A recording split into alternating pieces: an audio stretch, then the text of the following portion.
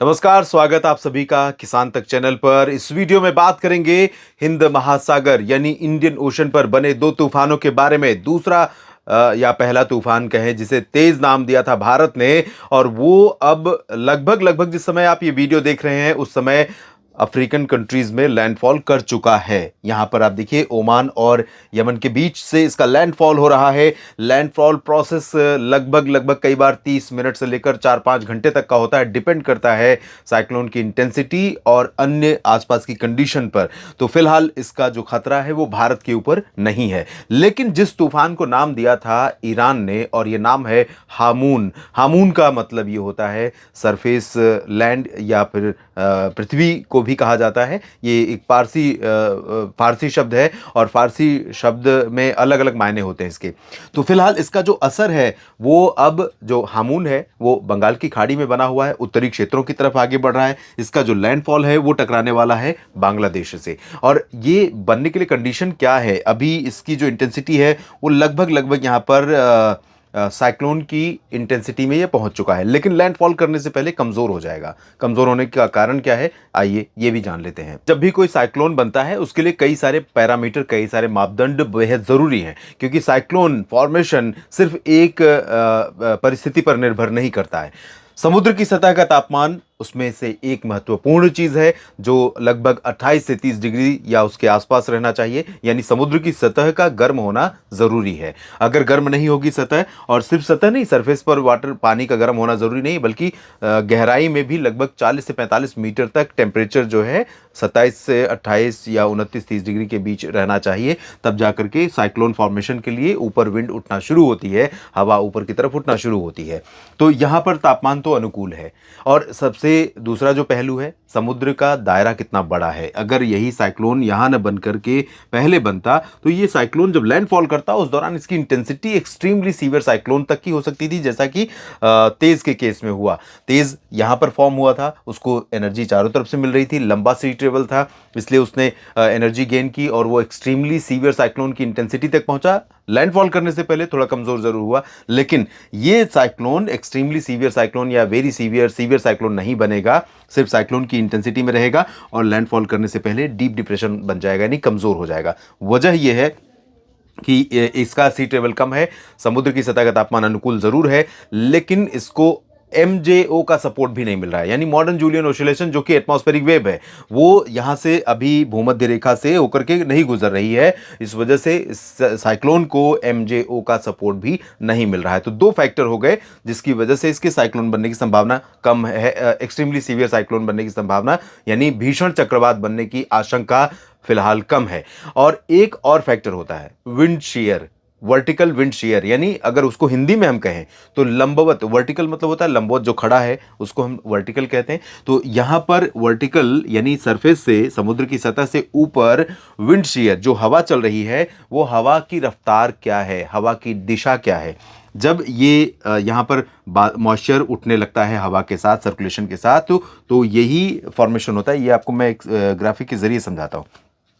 यहाँ पर आप देख सकते हैं, तो यहाँ पर जब ये उठने लगा, हवा उठनी शुरू होती है, ये देखिए। और अगर वर्टिकल विंड शेयर यहाँ पर लो रहेगी, यानी यहाँ लिखा है नो वर्टिकल विंड शेयर, यानी वर्टिकल विंड शेयर उसको हिंदी में कहते हैं लंबवत पवन कतरनी, यानी जो ऐसी हवा जो उठते हुए बादलों को बीच से काटने लगे। तो अभी फिलहाल इसको काटने वाली हवा नहीं है, इसको सपोर्ट करने वाली हवा है, इसके साथ साथ घूम रही है, इसको ऊपर उठा रही है। तो ऐसे में यहाँ पर इस तरह की परिस्थितियों में साइक्लोन बनने की संभावना ज़्यादा होती है। तो हमेशा लो वर्टिकल विंड शेयर ज़रूरी है साइक्लोन बनने के लिए। लेकिन अभी जो बंगाल की खाड़ी में सिचुएशन है वो मीडियम या हाई की तरफ है वर्टिकल विंड शेयर, यानी कि हवा वहां पर व्यवधान डाल रही है। जो ये बादल उठ रहे हैं उनको हवा कतर रही है, काट रही है। ये देखिए, ये टिल्टेड है और यहां से वर्टिकल विंड शेयर दिख रही है, यानी हवा इस तरह चल रही है। तो जब ये बादल उठ रहे हैं उनको वो डिस्टर्ब कर रही है, उनको फॉर्म होने में दिक्कत हो रही है। तो इस वजह से ये साइक्लोन भीषण चक्रवात नहीं बनेगा, लेकिन साइक्लोन बन चुका है लगभग लगभग। और साइक्लोन की इंटेंसिटी में ये लैंडफॉल करने से पहले साइक्लोन की इंटेंसिटी नहीं रहेगी, बल्कि ये डीप डिप्रेशन बन जाएगा। अब ये साइक्लोन लैंडफॉल करेगा, उस दौरान भारत पर कितना असर होगा ये जानना भारत के लिए बेहद जरूरी है।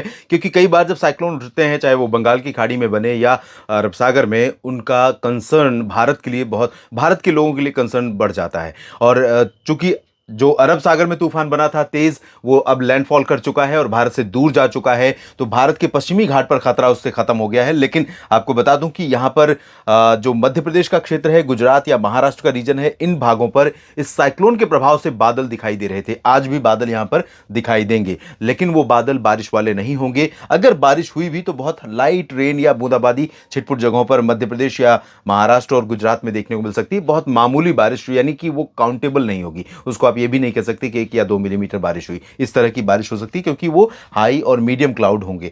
और अब उसका खतरा भारत के भागों से खत्म हो गया है। और लेकिन इसने थोड़ा सा डिस्टर्ब किया है नॉर्थ ईस्ट मानसून को, जो कि नॉर्थ ईस्ट मानसून यहां पर सेट हो चुका है 21 अक्टूबर को साउथ पेनिनसुलर रीजन में, जिसके प्रभाव से 5 सब डिवीजन में ज्यादा बारिश रिकॉर्ड की जाती है, जिसमें तटीय आंध्र प्रदेश, दक्षिणी और पुदुचेरी, तमिलनाडु, केरल और दक्षिणी आंतरिक कर्नाटक के रीजन शामिल हैं। इन भागों में इस मानसून में ज्यादा बारिश देखने को मिलती है, खासतौर पर तमिलनाडु में। तो तमिलनाडु के लिए main rainy season north east monsoon का है। लेकिन साइक्लोन जो बने दोनों, इनके चलते उत्तर पूर्वी हवाएं यहां पर सेट नहीं हो पाई। इस वजह से जो शुरुआती परफॉर्मेंस है नॉर्थ ईस्ट मानसून का, वो थोड़ा पुअर है, कमजोर है। तो यहां पर बहुत ज्यादा बारिश अभी नहीं हो रही है। लगभग 10 दिन का समय लगेगा यहां पर हवाओं का रुख बदलने में, क्योंकि जब साइक्लोन कहीं से निकलता है तो वो पूरे आसपास के जो रीजन है उसको प्रभावित करता है, और यहां पर हवाओं को सेट होने में अभी लग जाएगा हफ्ते भर का समय। ये जब लैंडफॉल करेगा उससे पहले आज और कल, अगले 3-4 दिनों तक, आज अगर हम बात करें तो आज से लेकर के अगले 3-4-5 दिनों तक इसका असर रहने वाला है। शुरुआत में अभी आप देख रहे हैं ओडिशा और उत्तरी तटवर्ती आंध्र प्रदेश, इसके साथ जो सटा हुआ छत्तीसगढ़ का रीजन है, झारखंड, बिहार और पश्चिम बंगाल का क्षेत्र, और इधर पूर्वोत्तर भारत। तो इन भागों में कई जगहों पर ऑन एंड ऑफ बारिश आज कल में देखने को मिलेगी। परसों से बारिश की गतिविधियां कम हो जाएंगी, लेकिन इन रीजन्स पर हवाओं का रुख बंगाल की खाड़ी वाला रहेगा, नमी वाला रहेगा, और इस वजह से यहां पर थोड़े बहुत बादल, थोड़ी बहुत वर्षा की संभावना अगले 3-4 दिनों तक बनी रहेगी। और अक्टूबर के इतिहास के बारे में थोड़ा सा जान लेते हैं। अक्टूबर में भारत के दोनों समुद्री क्षेत्रों पर तूफान बनते हैं, लेकिन ज्यादा संभावना बंगाल की खाड़ी पर होती है। बंगाल की खाड़ी पर जो साइक्लोन बनते हैं उनका जो अटैक होता है या उनका लैंडफॉल होता है वो भारत की तरफ होने की संभावना ज्यादा रहती है इन कंपैरिजन टू अरबियन सी। और यहाँ पर एक साइक्लोन का ट्रैक मैं आपको दिखा रहा हूँ, ये 1999 में आया था, 1999 में, और ये सुपर साइक्लोन था कैटेगरी 5 का।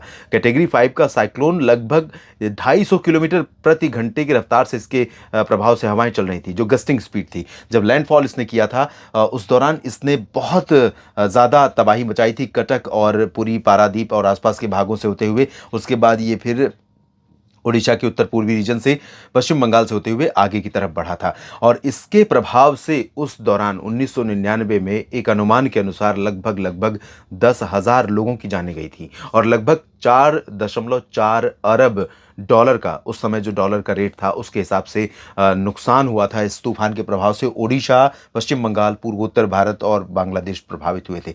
तो अक्टूबर महीने में साइक्लोन बनते हैं और कई बार सीवियर साइक्लोन बनते हैं, लेकिन डिपेंड करता है वो कितनी दूर बनते हैं। अगर ये साइक्लोन यहाँ बनता तो इतना नुकसान नहीं पहुंचाता। ये साइक्लोन यहाँ पर बन गया था, इसलिए इसको एनर्जी मिलनी शुरू हो गई और इसने काफ़ी नुकसान पहुंचाया। इससे पहले एक तस्वीर मैं दिखाना चाहूँगा जो सिंबॉलिक, सांकेतिक तस्वीर है। और 5 अक्टूबर 1864 को ये साइक्लोन आया था, बंगाल की खाड़ी में उठा था और पश्चिम बंगाल, ओडिशा पर इसका लैंडफॉल हुआ था। और इसके प्रभाव से तकरीबन 60,000 लोगों की मौत का आंकड़ा अवेलेबल है इतिहास में। और साथ ही साथ मैं आपको एक चीज़ और बता दूं कि ये जो साइक्लोन था ये सुपर साइक्लोन की कैटेगरी का था, और आमतौर पर सुपर साइक्लोन के बनने का जो समय है वो अक्टूबर महीने में कई बार देखा गया है कि अक्टूबर के महीने में बनते हैं। और ये साइक्लोन भी, इसने भी लैंडफॉल किया था 31 अक्टूबर को। 25 अक्टूबर को साइक्लोन यहाँ पर बन गया था।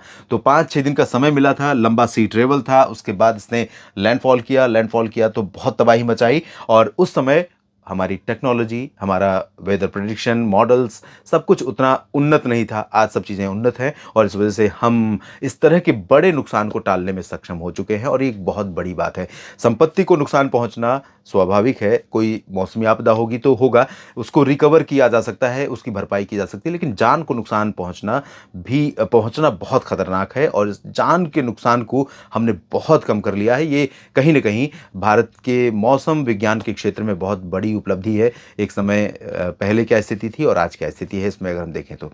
फिलहाल इस बुलेटिन में, इस वीडियो में इतना ही। लगातार जुड़े रहिए, हम आपको और भी अपडेट मौसम के बारे में देते रहेंगे। धन्यवाद। अगर ये वीडियो आपको पसंद आया है तो इसे लाइक ज़रूर करें। अगर चैनल अभी तक सब्सक्राइब नहीं किया है तो कर लें और नोटिफिकेशन पाने के लिए बेल आइकन भी दबा दें।